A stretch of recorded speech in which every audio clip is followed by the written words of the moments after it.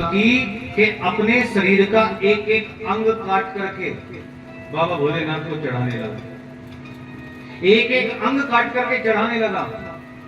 सो अंत में अपना सर काट करके ऐसे बाबा भोलेनाथ को चढ़ाने वाला था। सो वो बाबा भोलेनाथ वहीं प्रसन्न हो गए, वहीं प्रकट हो गए प्रसन्न होकर के, और कहा कि बड़ा ऐसा भक्त मिला है जिसने अपने शरीर के अंगों को काट करके अर्पण कर रहा है। और अंत में जब गला काटने लगा सो प्रसन्न हो गए, बड़ा प्रसन्न हो। वरदान मांग, क्या वरदान मांगना चाहते?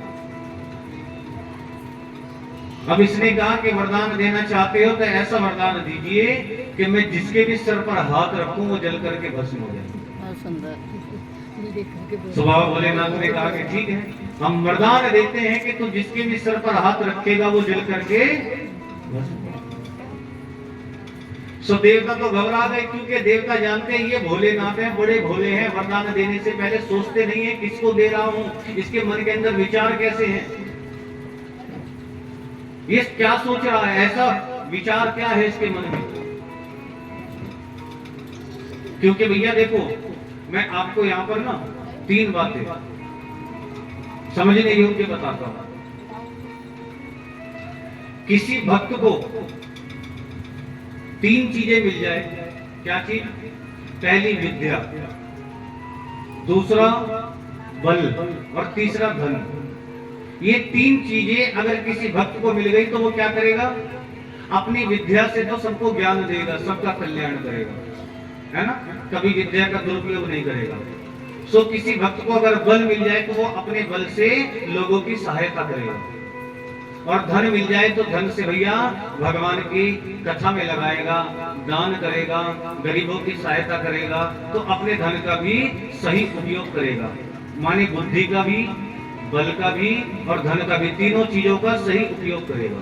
लेकिन वही तीनों चीजें किसी मूर्ख को मिल जाए तो क्या करेगा? अगर विद्या मिल गई तो विद्या से क्या करेगा? तर्क करेगा, दूसरे को नीचा दिखाने की कोशिश करेगा,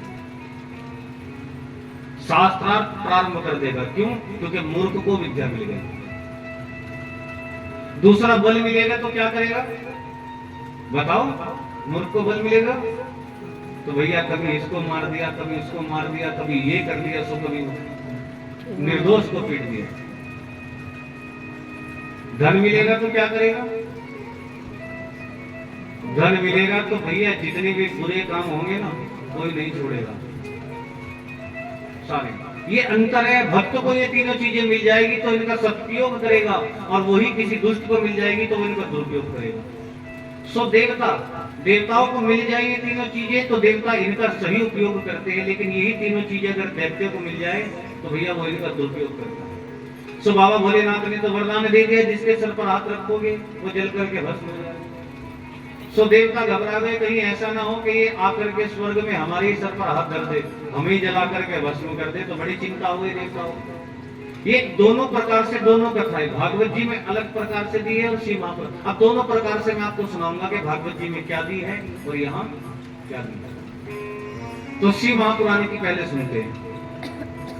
शिव महापुराण में कहा कि जैसे वरदान मिला देवता घबरा गए। देवताओं ने जाकर के भैया माता पार्वती से कहा कि ये बाबा भोलेनाथ बड़े भोले हैं, थोड़ा समझाओ इनको कि ऐसे किसी को वरदान न दिया करे, पहले सोच लिया करे कि इसके मन में क्या है।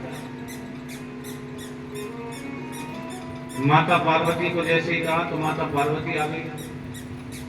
माता पार्वती ने कहा कि ऐसे ही किसी को वरदान मत दिया करो, किसी को भी ऐसे वरदान दे दिया। तो भैया अब ये वहां पर खड़ा था,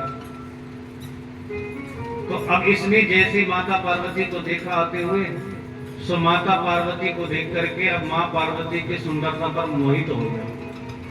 अब मोहित होकर के कहने लगा कि अगर इस स्त्री के संग मेरा विवाह हो जाए, ये तो परम सुंदरी है, सो कितना अच्छा होगा। बाबा भोलेनाथ ने कहा, अरे भैया ऐसा मत बोल, मेरी पत्नी है, ये पहले से विवाहित है, मेरी पत्नी है। तो इसके साथ भैया देखो मेरे साथ विवाह हो चुका, मेरी अर्धांगिनी है, अब तो तुम्हारा विवाह नहीं हो सकता क्योंकि ये विवाहित है, जब तक मैं हूं तब तक तो हो ही नहीं सकता।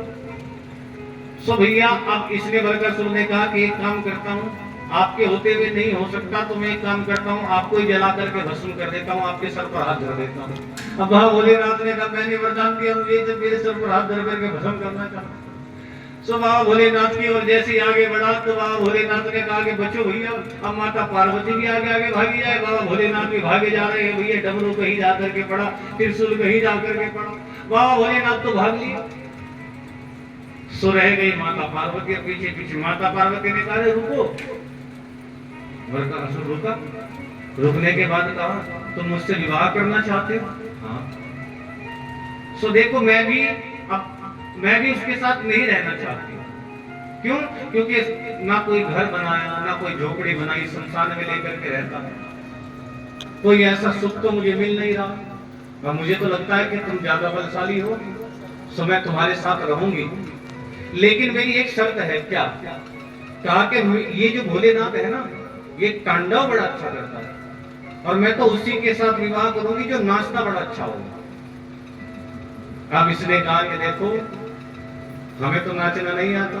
सो माता पार्वती ने कहा कि इसमें कौन सी बड़ी बात है, मैं सिखा दूंगी। तो कहा कि ये ठीक रहेगा, अच्छा आप सिखा दो, मैं अच्छा नाचूंगा, तो सो दोनों विवाह कर लेंगे। और जैसे कहा तो माता पार्वती ने कहा अच्छा एक हाथ ऐसे रखो। सो इसने एक हाथ ऐसे रखा। सो एक काम करो, दूसरा हाथ ऐसे रखो।